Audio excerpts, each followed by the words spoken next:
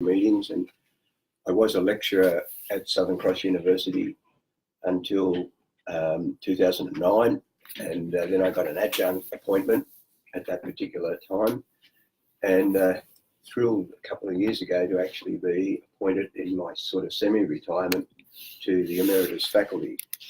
I'm not an Emeritus professor. They didn't bestow that honour on me, but I am an adjunct professor. And but the Emeritus faculty is for retired people who are still active in research. And as you'll see from this little presentation, I'm certainly still active in research. It keeps my mind ticking over as my 70th year comes around this year. So that's a little bit of background. In terms of environmental education, I started environmental education in the School of Teacher Education, as it was then called. It became the School of Education later, back in 1986. No one else in the School of Teacher Education was interested in having a subject called environmental ed. It always had to be an elective. I couldn't get it onto the main part of the curriculum.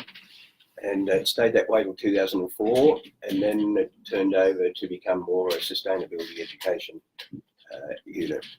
And that filled me with trepidation for a little while, because the language for sustainability education and research is quite different, although it overlaps with environmental education, but that's another story.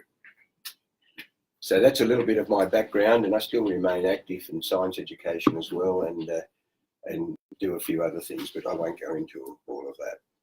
What I decided to do, and Viv asked me, would I give a little talk here this afternoon, is share some results of some research that some colleagues of mine, mainly in the UK, and I have been carrying on for quite a few years. And as we shared our results between England and Australia, other people got interested in it as I presented results at conferences. And so the list grew to 11 countries around the world. And so here's the names of all the people that we include on our papers when they get published.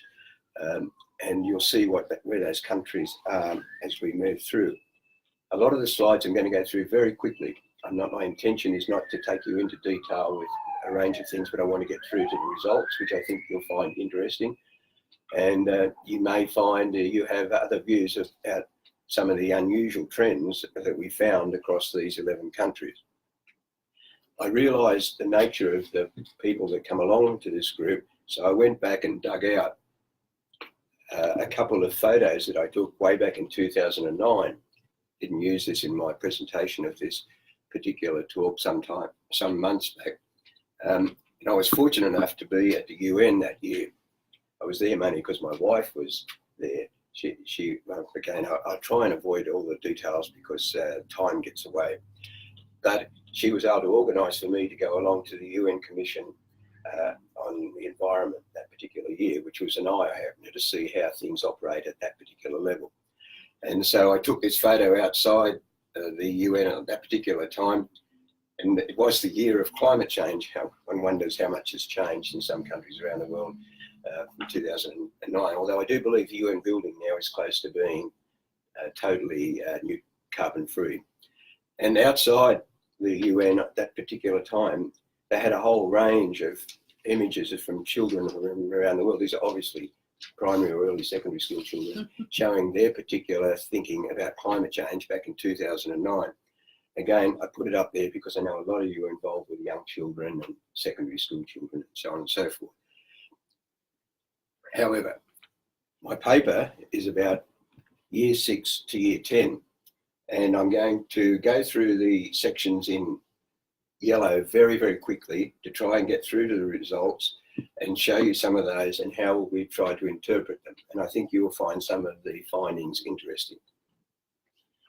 So the purpose of the study was to find the relationship between what students believe about certain actions in terms of whether they would be effective in reducing global warming and whether they would be willing to act on those actions. So that's the two parts, okay?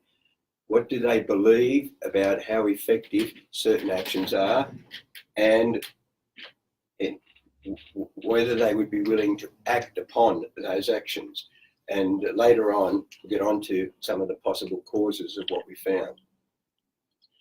In this particular presentation, the focus is on what we call indirect actions, not things like what transport will you catch or what energy will you use at home, but rather we're looking at things like taxation, laws, international agreements, more environmental education? Do students believe that in actual fact, if they voted for politicians who supported these types of things, that it would reduce global warming, and would they be willing to act on it?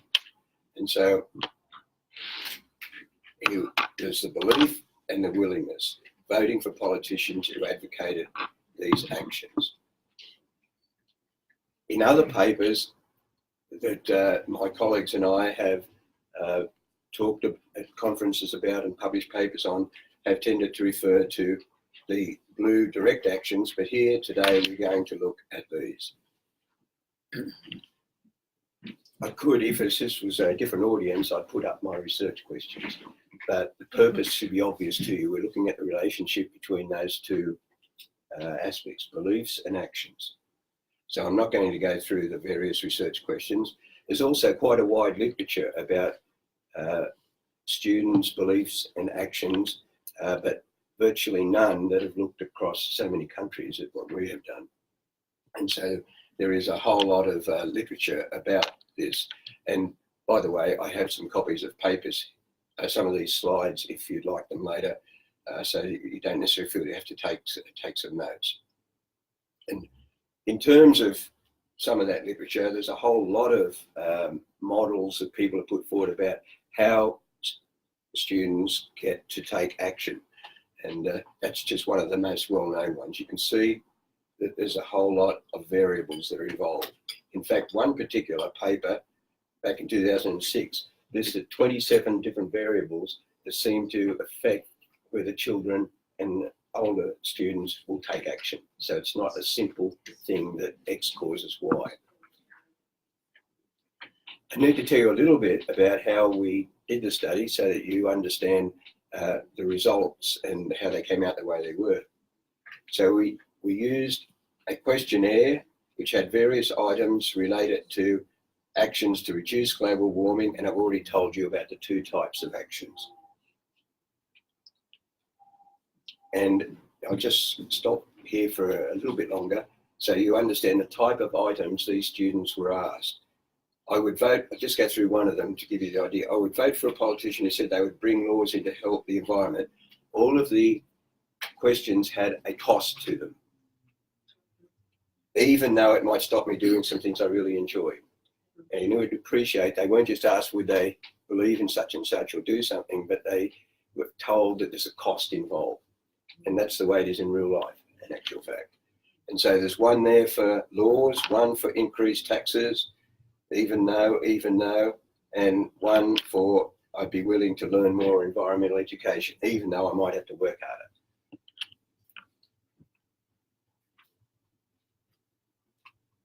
So that was the willingness to act questions. And I need to point out to you, they had a choice, definitely, almost certainly, probably, perhaps, and probably not. Okay, so to what extent would they definitely be willing to act, for example, or they probably wouldn't. And then the other items are about their beliefs. Do they believe that if politicians did these things, global warming would be reduced by a lot through to nothing at all? Okay, you see the spread. And so these items are not talking about actions now, they're talking about their beliefs as to whether they think these things will reduce global warming and hence influence climate change. This is where I'm going to skip over some things. It was put together such that the way that the words were used for the way that students responded to the questions, we could sort of say that if they said that they didn't believe in something at all, you would expect them to not take any action. Taking that on board, if they said, I don't believe in it at all, I'd expect them to also say that therefore I won't take any action. So they could be paired like that. That's important in terms of the indices that we use to try and work out what was going on. So it's quite a lot with definitely and so on. The students didn't know that when they were responding. They were all randomised, and we don't think they had any idea what we were trying to find out. We also asked them some questions about Are they worried about global warming? How much do they think they know? Do they think they're environmentally friendly towards this? Or do they think global warming is happening? And there were responses like that. We'll come back to that in a moment. So with the words in yellow are the key things. That's finding out a little bit about their self-report.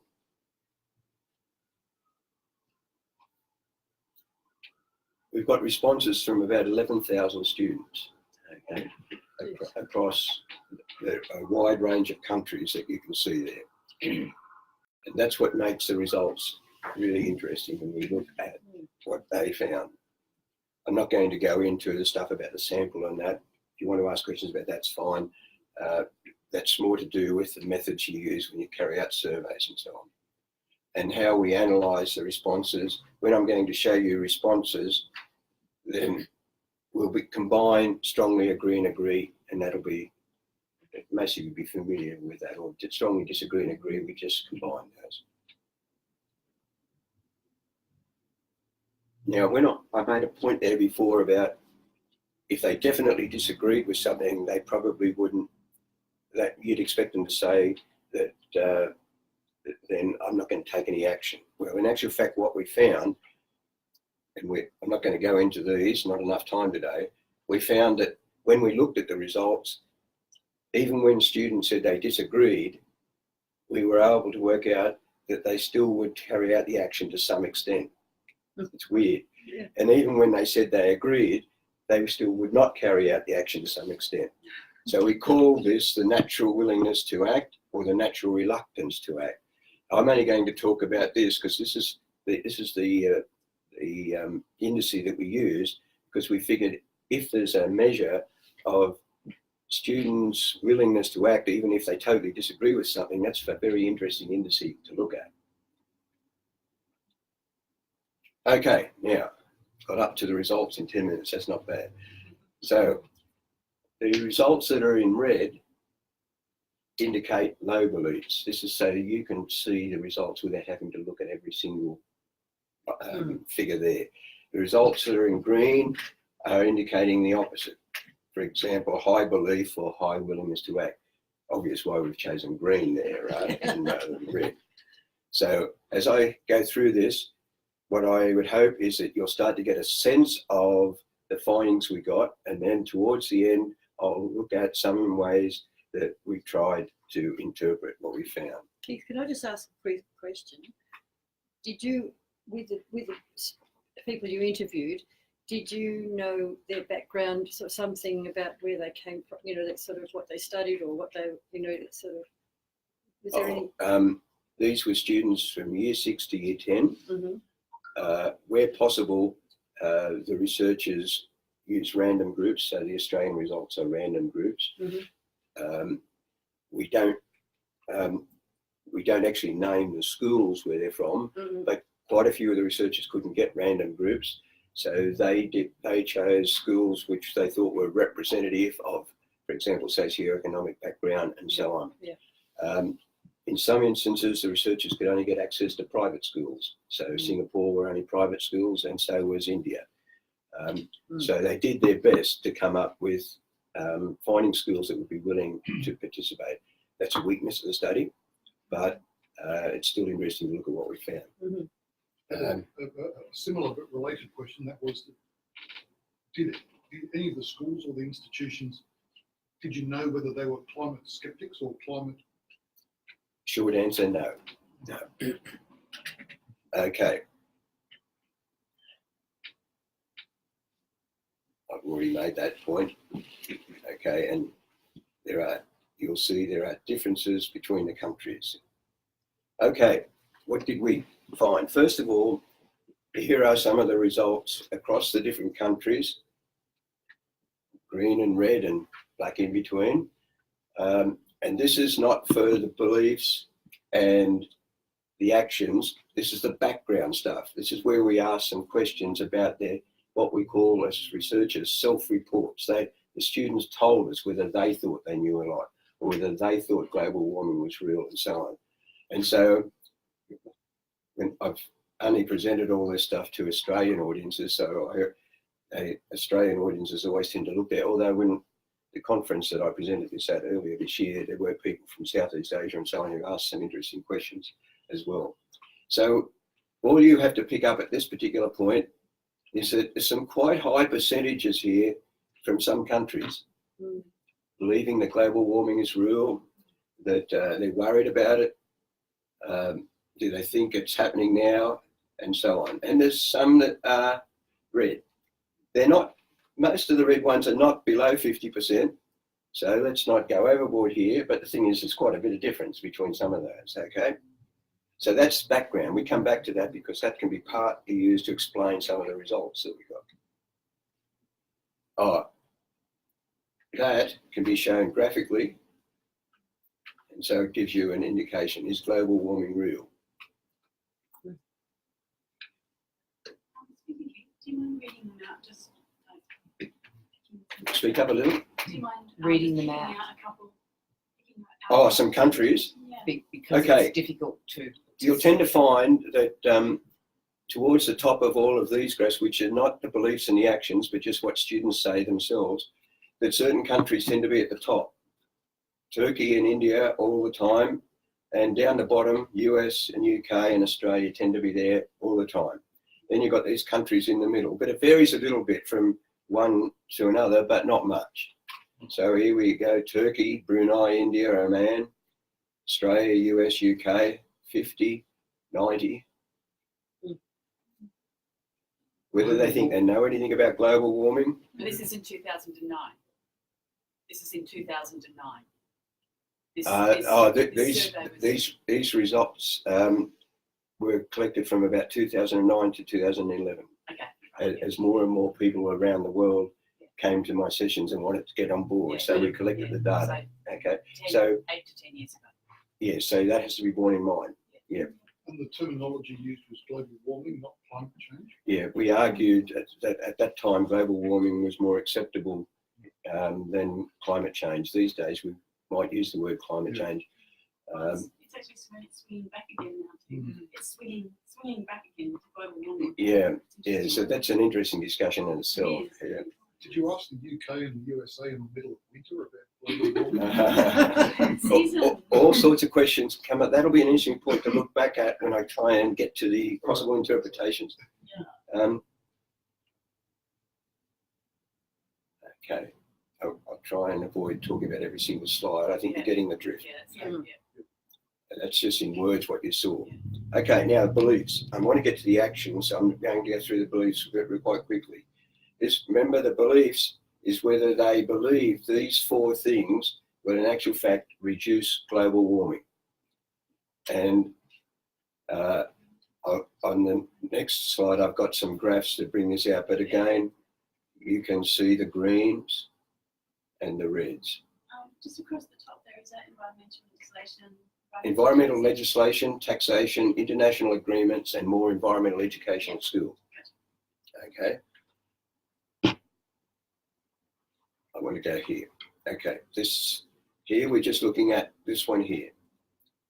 So we've got taxes, agreements, and laws. And so you can see that I've tried to order them in order of the taxes. And so taxes work from, they believe taxes about 33% here in the USA is going to reduce global warming. You as environmental educators would have your own views about that. And up to India, where something about 50 to 60% believe that. We'll come back to this in a moment. So you can see that there's a variation between the three things, and I separated this next one out because this is your area of interest and expertise. Did the students believe that more environmental education will in actual fact help to reduce global warming? So we've got 50% up to 80%. UK down the bottom, there's Australia, India and Turkey up here. You must be starting to see some trends here that's just coming out over and over again. Sorry to jump in again.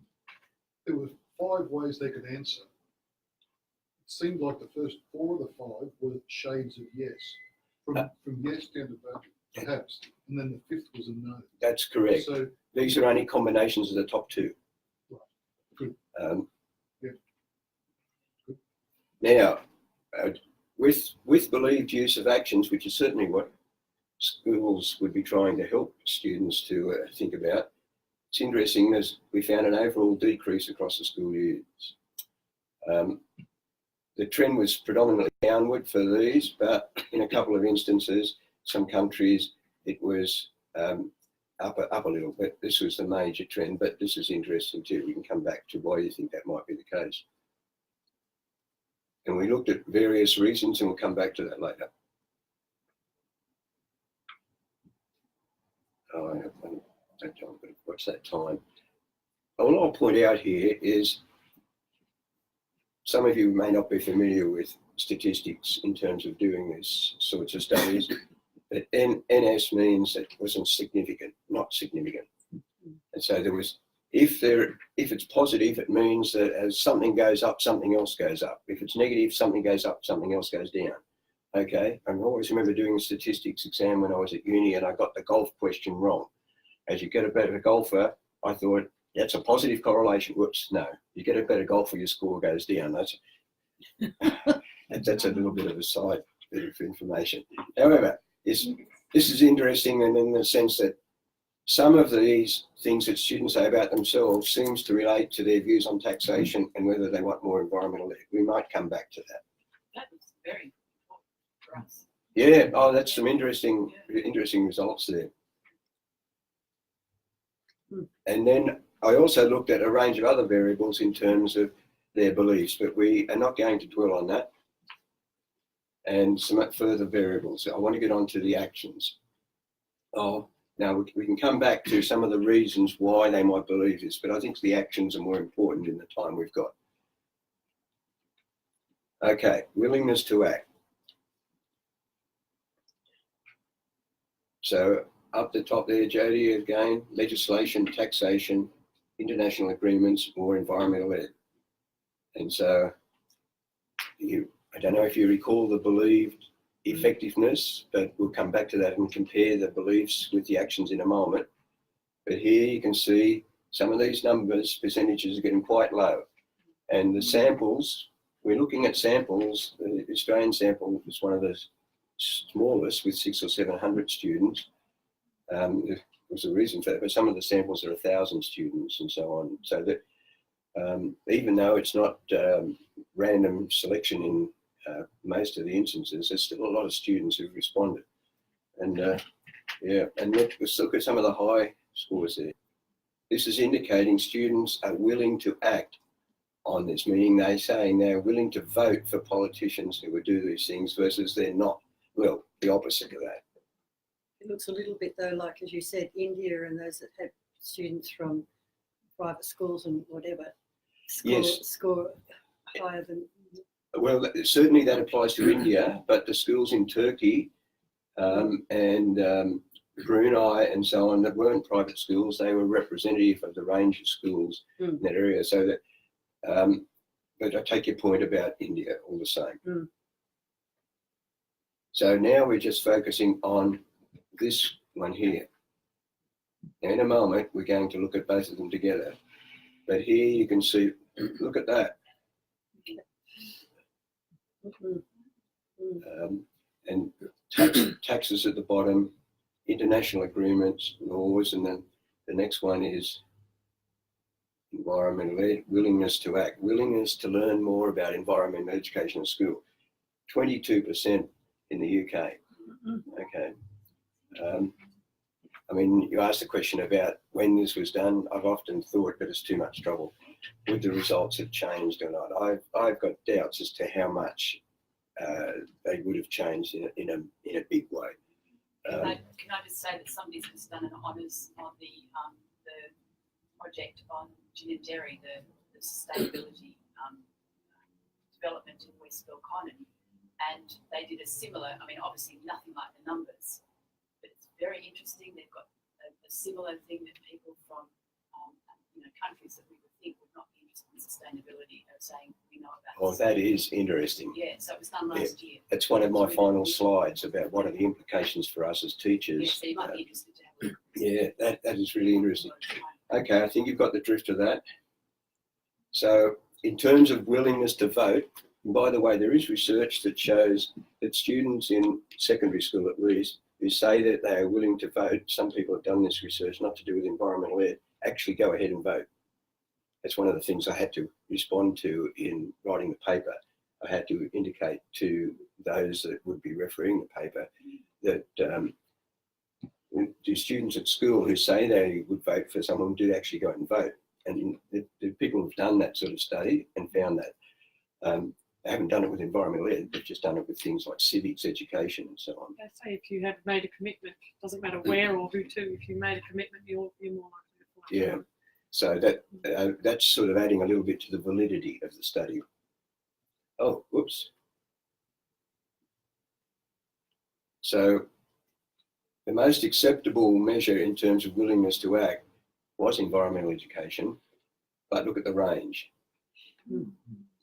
And fewer students for environmental legislation, fewer for international agreements, least popular taxation. Okay, students in years 6 to 10. All right, now we're starting. I'm just thinking we can come back to this in a moment. Why are we getting these results? And partly maybe because some of the actions are less intrusive. Maybe because some of the actions the students are better informed and they worry more, and that tends to fit with those self-reports. Okay.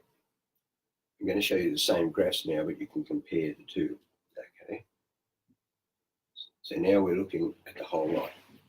What it shows is something that's been known, and most of you probably realise this, I'm sure you would. The literature found out years ago that students get concerned about things, and adults too, and don't do anything about it. And so they might show that they believe that something is going to reduce global warming, but they don't, in the same anywhere near the same percentages, go ahead and do it. Look at Australia. And so these are much longer bars than these. There are a couple there, but we haven't got time to look into it. Oh man, I think from memory, it's pretty much the same, which raises questions too. And here's the EE one. Usefulness, further out. Willingness to act, further back.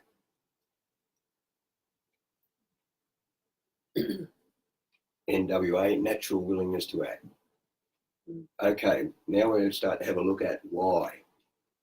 Now, when you do surveys rather than interviews, you don't really get directly to why. But there's certain things you can look at that might give you an indication of why. So I'm going to talk about some correlations here, but most of you would know correlation does not equal cause and effect, okay? Just means if one thing goes up, another thing goes up. I'm sure that you've heard that type of thing in your studies and what you read and whatever. So now we're focusing on actions. Mainly, we did have the beliefs there before, but it's time, not enough time to look at it. But if they were more worried about global warming, the maximum that value can be is 1. To have a correlation of 0.8, 0.9 is a very strong correlation. And the more stars next to it, in research terms, the more statistically significant it is, okay? So these results here, not quite so strong, but worry is quite strong.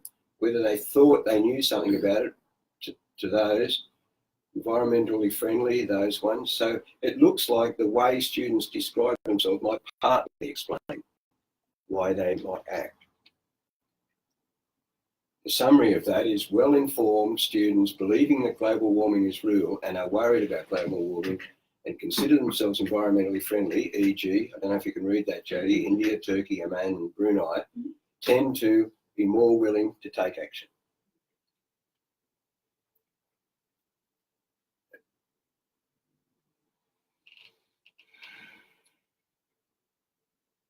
So in virtually all cases, beliefs were greater than actions. Okay. more knowledge does not mean more action, yet that result I just showed you, being better informed does support more action. So there's something going on there. Obviously, we have to know about something to be aware of it, and also knowing about something might help us to take action, but it's not a straightforward link. There's possibly something to do with you're informed about it, but the people around you are also, so that social norming of we're Yes. all concerned. Peer influence can be quite significant at the school level, and for some adults too. So if more knowledge doesn't mean more action, why? Well, it might be due to the fact that some policies cause hardship, and hence maybe they decide, therefore, they're not going to take any action. Also, some countries, there are studies that show that some countries, gosh, you've only got to listen to our local news coming up to the election, that some countries, the politicians, in actual fact, influence people by what they say. And some countries, that's more than in other countries. Now, this is interesting. Remember I said across the school years, in actual fact, it didn't seem to have much of an effect. But there were a couple of variations. When students went from primary to secondary school, willingness to act dropped in almost every country. We think we are on to that, and we think it's something to do with what teachers do in secondary schools compared to what teachers do in primary schools. Is it also perhaps the age as being cool or not cool? Yeah, well, that's very interesting. As I dug into this data more deeply, lo and behold, I found it tended to drop down for secondary years and then just nothing much changed, or went down a little bit. But something happens between years 8 and 9. And lo and behold, we saw it in our data, and I went searching the literature, and I found it in 2 other papers as well from 2 different countries around the world. The other researchers found it, couldn't explain what was going on except with broad things like, is it something to do with adolescence or whatever? So it wasn't anywhere near the drop from primary to secondary, but there's something going on there in that year 8 and 9, which I haven't got the numbers here to talk to you about. Hormones. The awareness of your place in this vast world instead of your place in your small community, you're suddenly exposed. So, It's also, I mean, actually, depending on the education system, their education systems, and actually the students do a lot of time outside in 9, and those students actually have a lot of drive, a lot of empowerment.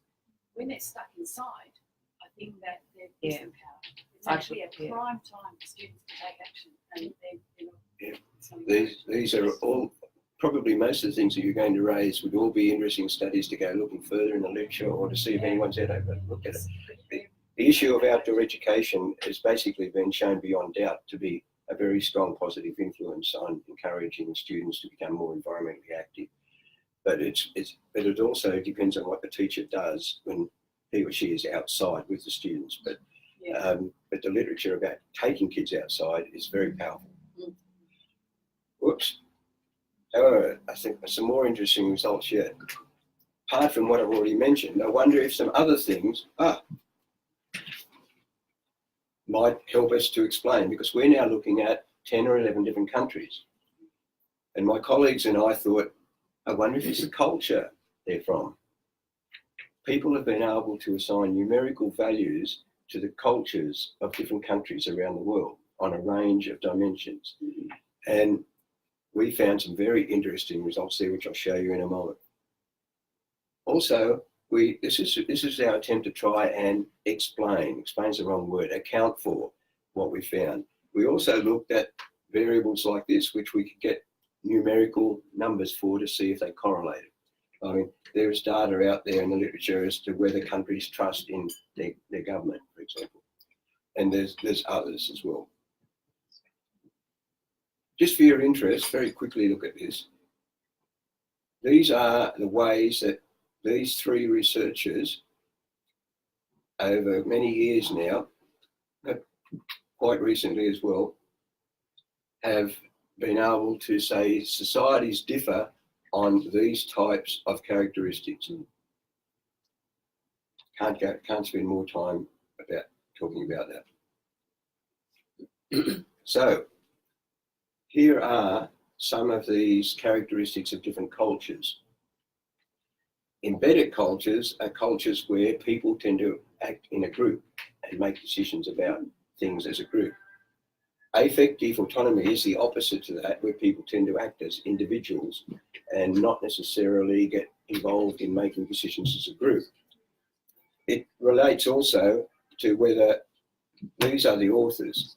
So they called their dimensions those names. This author here called it this one. This is very similar to these two: individualism versus collectivism.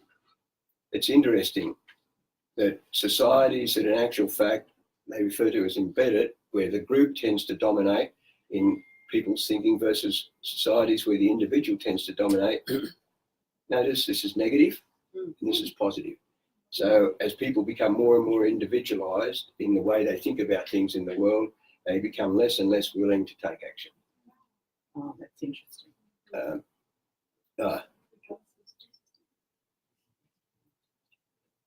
And these results, of course, are the opposite, because this is the other end of that.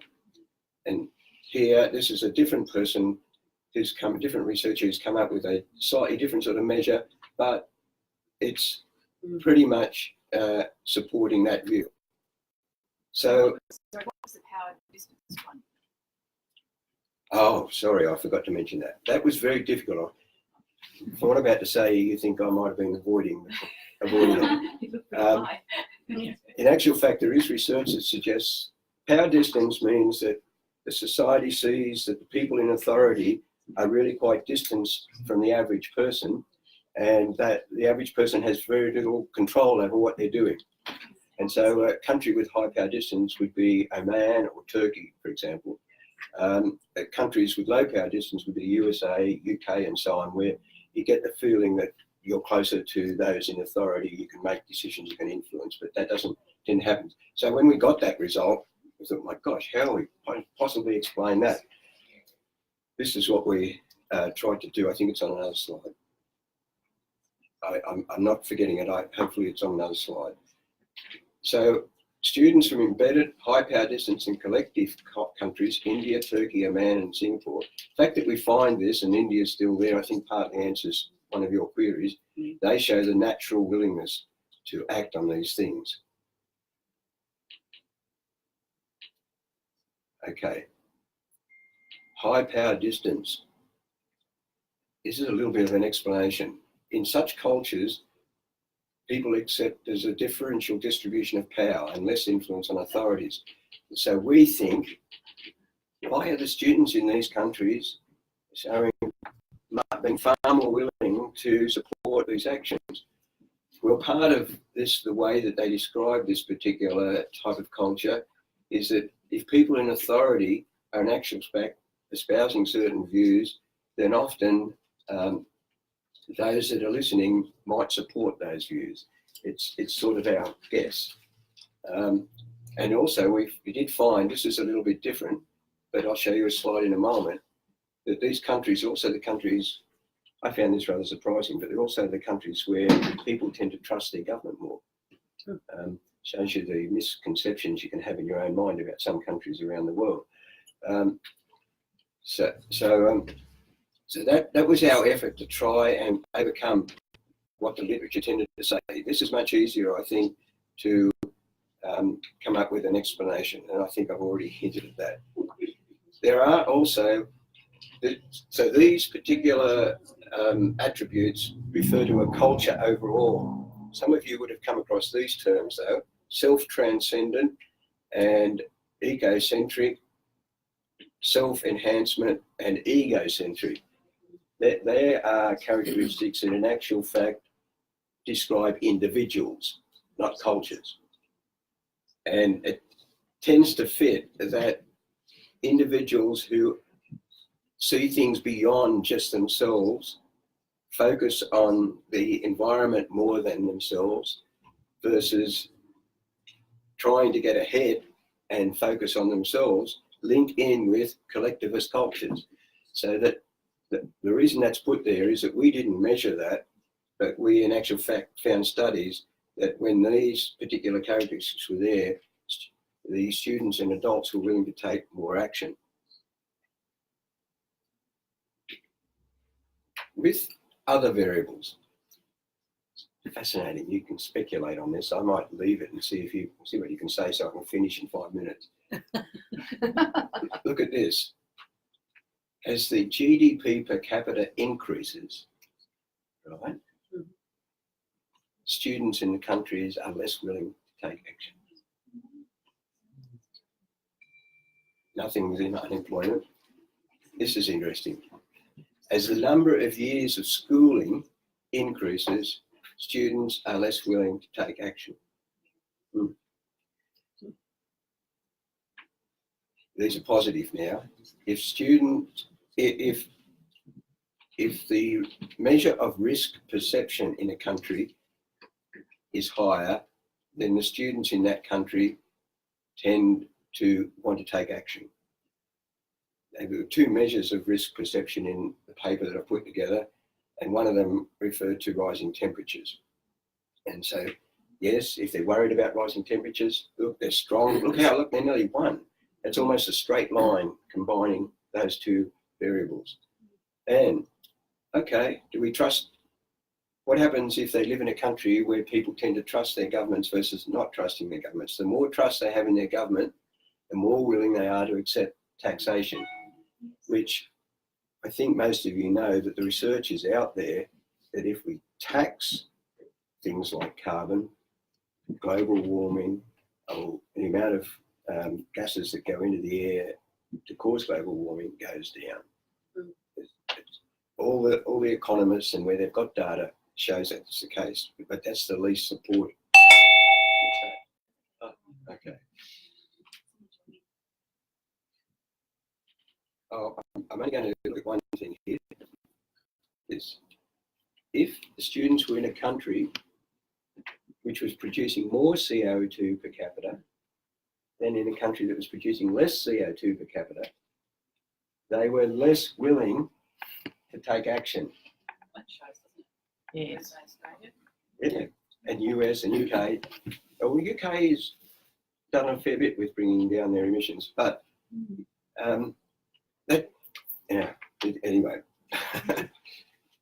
So we get students from countries with low GDP per capita, fewer years of schooling, higher perceived environmental risk, fewer climate laws, which I didn't talk about, and more trust in governments tend to be more willing to vote for these. I think I'm getting close to the end of what I want to mention. Now what was on that? No, I don't want to do that. Okay.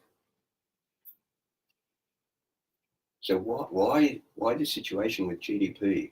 We've suggested maybe developing countries feel the impact of environmental degradation more. Maybe that's why. Maybe there's less political disagreement about climate change in those countries. There's a little bit of research to support that. How come if kids are at school more, that in actual fact they're less willing to take action in general?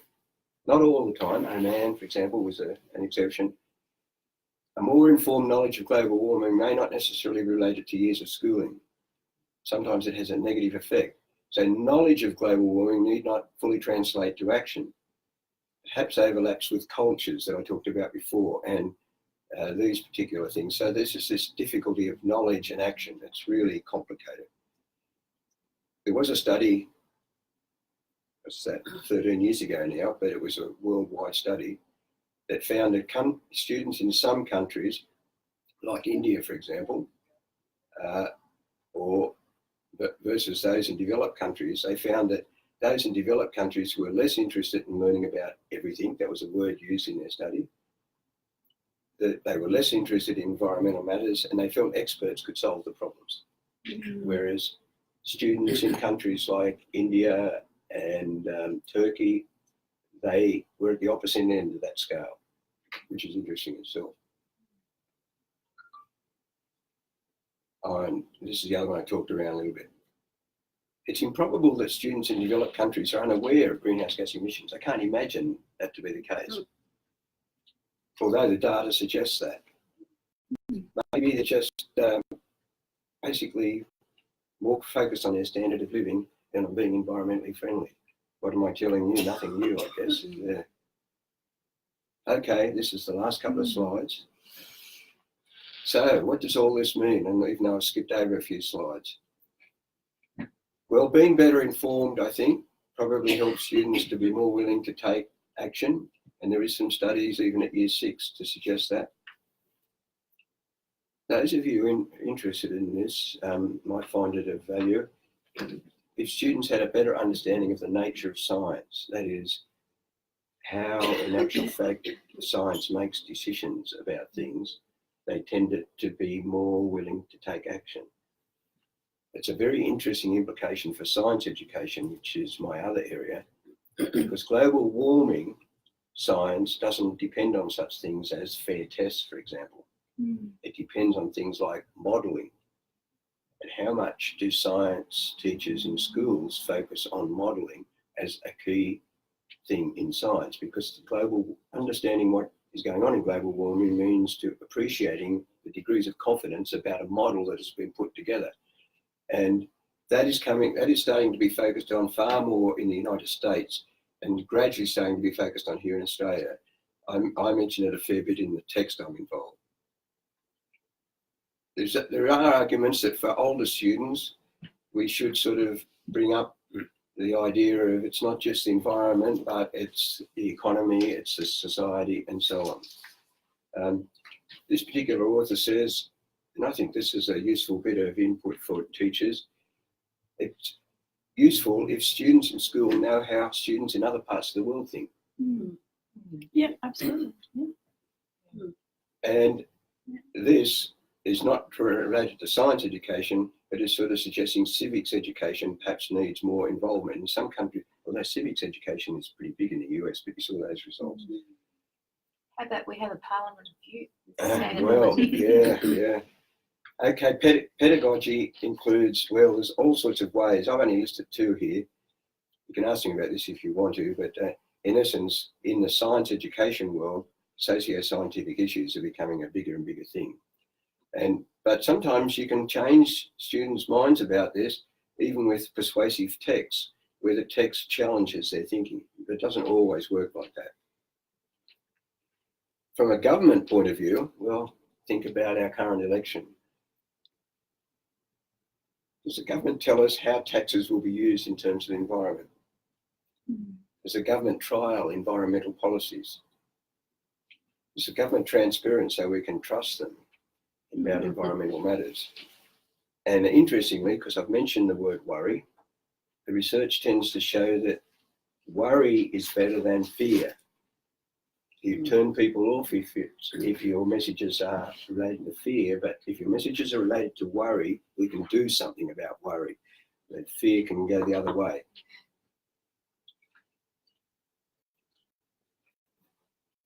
This was going to be my final slide till I decided to add one more for you. Obviously, education is not the only answer. Okay? This is interesting though. It would seem that those countries where young people are least willing to take action are more than likely the same countries which it is more accepted to resist legislative and similar changes. Think on that. This is what I decided to add because this is interesting. This is not our study. This is a study in 2017 by a group of authors up here, a really interesting study that looked at what were the main predictors and the second main predictors of whether people, not students now, were aware of climate change. It links with our study though, and I refer to it in the paper. The main predictor in the countries was this. In Australia, the main predictor of being willing to take action amongst adults was that they were engaged in environmental behaviour, doing good things for the environment. The second was that they had a higher level of education. That's that bit of a contradiction. US civic engagement,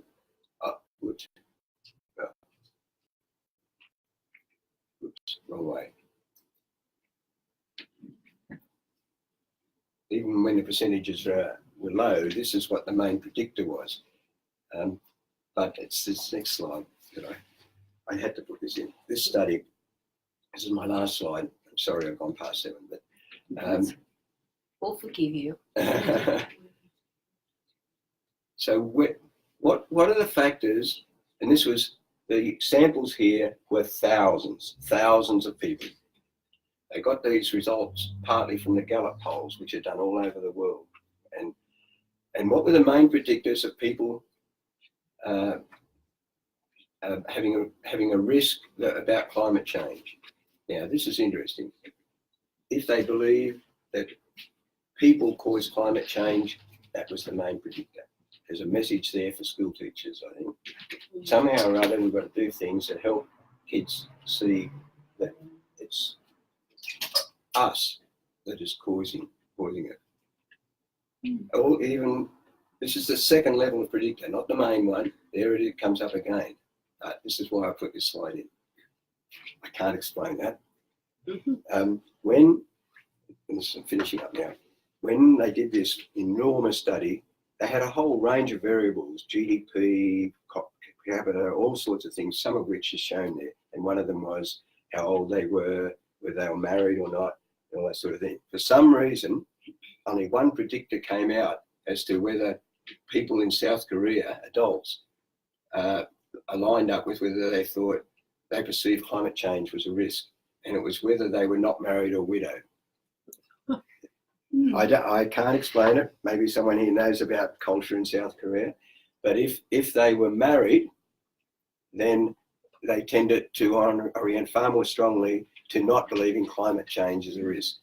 So I've just put that slide in there as an interesting thing to finish off on. All the others, in actual fact, coming back to your comment about temperature and so on, see, look, that even came ahead of cause in some instances. But in the US, it was local temperature variation made them feel that climate change was more of a risk. I reckon if they did this particular survey now in Australia after what's happened in the last few months, I'm wondering whether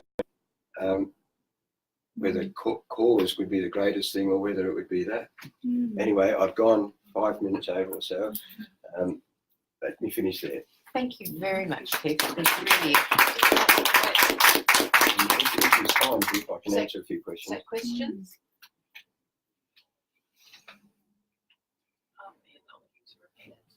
Are you looking to repeat the study at all? Short answer, no. It took 3 years to get all this data together. And because this paper was only presented this year and it's been reviewed, I noticed something that Jodie put in the stuff that went out, and I've got to shorten the paper before it gets published. But the reviewers didn't criticise the reasoning in it. And why am I saying that though? It's taken us this long to analyse this data. There's 2 other papers that if you were interested, you could email me or whatever, or you can look up. Jodie's given you the web address to my publications. My photo there is about 20 years old. I have a lot more hair and look much younger. But I've done a similar study for nuclear versus renewable energy. That was reported in 2018, and one on transport in 2014. The transport results are very similar to this. The nuclear and renewable energy one is quite different. There's some things that are similar, but clearly nuclear energy causes a whole lot of other things to go on in students' minds when they answer the questions. Again, similar to that, so the cohort of people that you studied are now closer to university and their views have probably changed. Is the next cohort, do you think the next cohort's got the same? Yeah, I know, and that's the difficulty with presenting results like this, where the data is 8 or 9 years old now. And wouldn't it be nice to have research assistants around the world who could collect all this data and do a comparison? But Just a 100-year longitudinal study. Yes. And in fact, longitudinal studies are very rare in the literature. And it would be very interesting to find out. Actually, 2 or 3 years ago, but I'm not going to do it. 2 or 3 years ago, I was thinking, maybe these results might not hold now. But I tell you what, are hearing some of the things that I'm hearing from some countries on our list here now, I think that perhaps some of these results could even have got worse. So I don't know. It comes back, you mentioned peers and so on. To what extent are students at school influenced by that milieu around them? Where, for example, in the US, the President of the United States is saying that he's not really sure that climate change really exists. Does that influence students at school? There are studies that show that in some of the Scandinavian countries where the press is not so critical against climate change, that the students tend to be more, but not in our sample, tend to be more oriented to taking action. So some of it comes back to the way the press reports things, but in these days of social media, I have no idea what studies would show about what secondary students in particular are picking up about these issues from social media. I just don't know. There you are. Yes. She's a youth here. So sort of to contrast on that, we've had a lot of people saying that they weren't very excited about coming to our last March in November until Scott Morrison said that we should stay in school. And when we got that, we had about hundreds of emails saying, okay, we're coming along. So it's really interesting about how people take you to part two if they might say something negative about climate change, you might also adopt that. But also if you have something that you're prejudiced against, such as Scott Morrison saying. No, I think you're onto something there. But the thing I think you've got to watch with these results, and what you're just saying, is there are schools that I call lighthouse schools, and then there's the vast majority of all the other schools around Australia or around the US and whatever. And so we sometimes, it's a bit like, I think politically, I live in a bubble with the people that I talk to about what's going to happen at the next election. And then I listen to some stuff in some other press and media, and that's exactly the opposite of what I'm thinking. That's what social media does. It feeds you what you believe already. Yeah. It's the algorithm. So that's interesting. I don't know the answer, but look, I might throw another thing in there that I didn't mention here. I talked about culture. There's some studies coming out now that suggest that religion is a factor, what people actually believe in terms of faith, communities and so on. Now, we know that's negative in some ways in the US. There are certainly studies that if in actual fact you are a evangelistic right-wing Republican, you don't necessarily believe in climate change or do anything about it. But if you're a Democratic, more open in your thinking about faith communities and so on, you tend to orient the other way. But these studies that I'm talking about also have looked at Eastern countries and so on, and of course religion is very strong in some of those countries. But to what extent that is a factor, that people haven't looked at that, they've speculated about whether that's a factor as well. So I just wanted to bring in the amount of divestment in the UK is really being led by the church.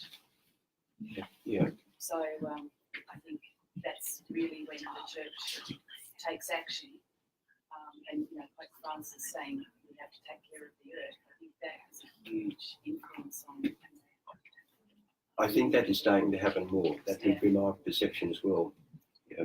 The research I've just done in November, we interviewed people throughout Canberra around the recycling behaviours, and it's interesting about when you're asking why they're doing recycling, what motivates them. It was around 90% of people said for the oceans. How they correlate that. I'm doing this for the oceans. I'm like, it's quite a distance between the act of putting something in there and protecting the oceans, and that environmental, the worry about the ocean is not a huge fear of something. I think that's driving that. You're right. I mean, this is where question time actually brings up other things that I've come across over the years. A lot of students conflate things. In other words, they bring, for example, pollution in a general way, linking with global warming or ozone depletion of that, and they don't separate out the cause of global warming compared to, for example, oil on the roof. And there's a fair bit of evidence to suggest that particularly students in primary and early secondary, that they conflate issues.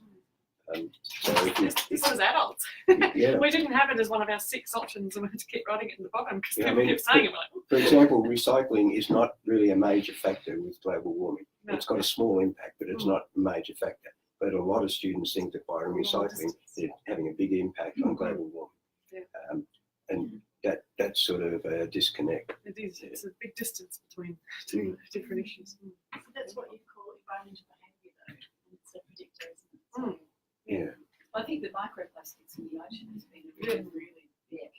It's driving behaviour and positive attitudes towards doing things, but whether they've stopped doing the thing that will contribute to that, no, I'll just do more of something else and still feel good about it. So what do you think us as environmental educators, I mean, can take? I'm confused now about what I should be doing. I mean, environmental behaviour, so perhaps that's something we can concentrate on. Well, there's a lot of controversy about that. A lot of researchers argue that focusing just on single behaviours and trying to encourage children to do these things like recycle and the like is not really getting at the essence of what's required. And that's where you've heard me use the word mindset. We really need to look at a medium to long-term approach that in actual fact starts to infiltrate students and adults thinking about almost all the decisions that they are making, and hence that word mindset. There are specific things that can be done though, like I mentioned before, the evidence clearly indicates that depending upon the way teachers use the outdoors, then that's really positive. There are those researchers who've looked at younger children and said, one of these writers has written a book called Egophobia, and really warning teachers of very young children not to get them too fearful of things because they can tend to feel powerless. The way forward with that, and this is not the answer, but it's obviously trying to help students to see that there are some things they could do.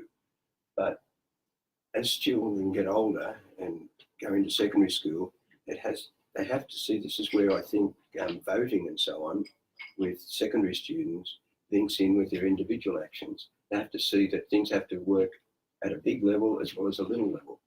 And just for, or higher or lower, however you want to express it. So there's not a straightforward answer to what you're saying, Viv, but there are some general strategies that people have argued ought to be used. I mean, some of you, I'm sure, have come across this sort of literature, like helping children and students to see the bigger picture. How are things linked together in our world? The technical term for that is systemic thinking. Are they linking one thing to another? There's evidence to suggest that if students get involved in projects with the community and that they are part of working with the community, that they're collaborating in that and feeling that they're making a difference, there's evidence to suggest that that can be positive. My gut feeling is that the sort of people that you are that come along to these meetings are probably doing the appropriate sort of things. The issue is, what's the vast majority of teachers doing? It's a different question. So you're all been actively engaged in this for many years, and so you've got a sense of what you feel ought to be done. But it's interesting with the environmental behaviour. I think one has to be a little bit careful that just doesn't become the only focus. So one of the most common things that primary teachers do is get kids involved in recycling. There's nothing wrong with that, but it's almost as if that's the end result. And that's a fairly limited view if that's all the teacher does to try and help children see what can be done. I could go on. Oh, well, in actual fact, I did have, I'm conscious of the time, Deb. Yes, we better. I think we have our meeting. I actually, just in case some of you are interested, that's a copy of some of the slides. I don't know how many it might be, but I've put some references on there, just a few that tend to orient to specifically what predominantly lower secondary and upper primary teachers might do. and there's a couple of books there. But I've also given you the reference there on the web. It's a free resource. And I was very interested to read this. I went looking for this knowing I was going to talk to you. This is what people were saying 10 or 15 years ago about sustainability, and it hasn't changed. It says there's a UN document just come out and saying, here's a better answer to your question, if not from me, but from here. Gradually teach your kids to be critical and reflective thinkers. Don't impose your values, help them to clarify their values. There is research done here with young kids, get them to envision what they think the future ought to be like. And Marilyn Fleer, is that ring a bell? She's probably Australia's most preeminent early childhood researcher, and she's done research on that. Systemic thinking, and this is really